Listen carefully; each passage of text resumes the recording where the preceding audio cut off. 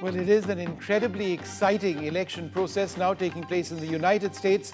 America is voting. They started voting a couple of hours back. This time tomorrow, we'll get a clear idea of who is going to be the next president of the United States. At least we hope that that is the case. Most people, however, suggest that there will be a winner one way or the other. It could be quite close. It might, in fact, it will likely boil down to the swing states that we've been talking about. But for now, we've got our correspondents across the field in the United States. I'm joined by Jennifer Glass in Florida and Natasha Estrani in Pennsylvania. Thank you both very much for being with us. Jennifer, let me come to you first, put you on the spot and ask, what is your sense? Do more voters necessarily mean people want a change, or does it not really make much of a difference? You know, that is going to be the big question. There's no question that there have been a lot more voters out. There's no question there's been a lot more early voting. But also, this is an historic election. A woman running, the first Black Asian woman running, and the first time that a former president is running again after being out for 4 years. Donald Trump has essentially been campaigning for the last 4 years about this. And when he first threw his hat back into the ring a couple years ago, it wasn't taken very seriously. But now, of course, there is everything to play for. It is really a remarkable, historic election. You can't really use the word unprecedented enough. Yeah, it has been really, really quite an election. And I'd like to bring in one of the poll workers here. I'm in New Smyrna Beach, Florida at the Babe James Center. Dave, come on in here. This is Dave Reichenberg. He's been here at the polls. He's been working the elections for early elections. He's a Florida native and a Navy veteran. Dave, thanks for being here. He is supporting somebody in a nonpartisan race. But Dave, tell me about how this year, sorry, we got some motorcyclists here, very common here in this part of Florida.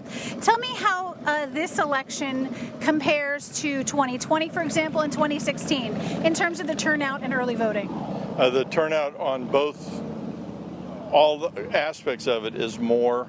There's more excitement. There's more people interested in the outcomes. The contrast between candidates that can't be any farther apart than they are, and that's really bringing a lot of both parties out. They're just.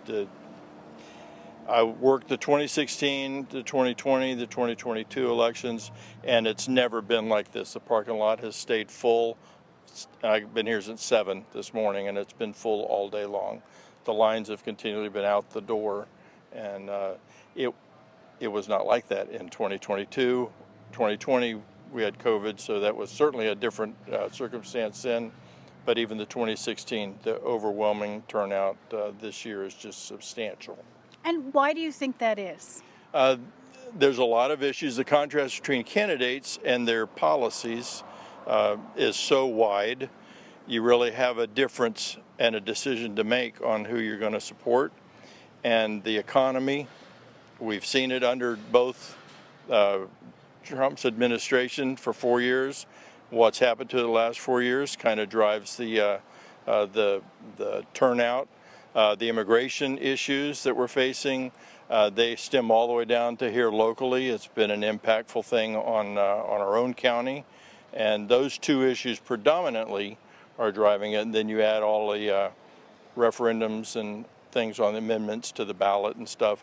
That brings out another whole group of people who may have sat at home in previous elections because they just said it really no skin off my nose about who's going to be mayor, governor, president. But I'm interested in what this issue is on the ballot for my constitution of our state. So they come out to voice their opinions and vote their decisions. Dave, thank you so much. That's Dave Reichenberg, who is working the polls here. Thanks very much as voting continues here in Florida. Lines out the door. Thank you, Jennifer.